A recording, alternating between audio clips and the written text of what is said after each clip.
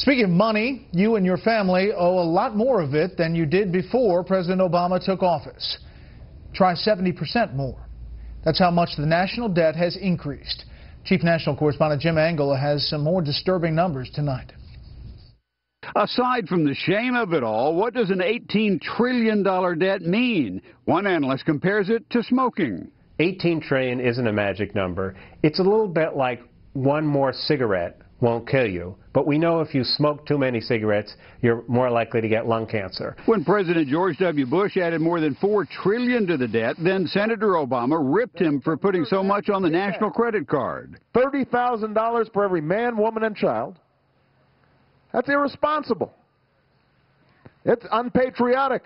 Since then, President Obama has been even more unpatriotic, increasing it another $10 trillion.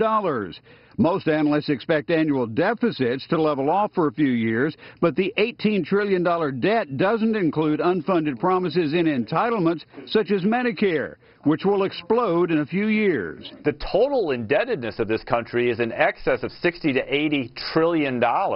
It could even be larger than that. So when all the baby boomers retire and the bills start coming in, it could get ugly.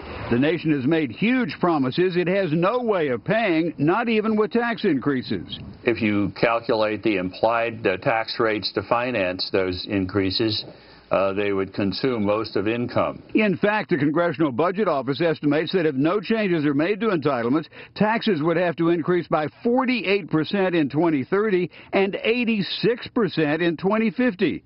So either benefits would have to be reduced or taxes raised to unsustainable levels. Because we're simply not going to end up, as the arithmetic suggests, turning our paychecks over to entitlements financing. Basically, we become a government that mails checks to the elderly and has a small army, and that's about it. Because entitlements, the military, and interest payments of $430 billion a year already will squeeze out all other programs.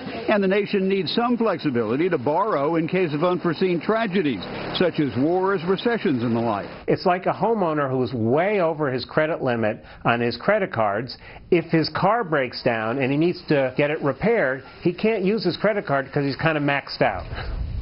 Wessel says we don't know when the U.S. will be maxed out, but we know we're closer than we were 5 years ago. Brett.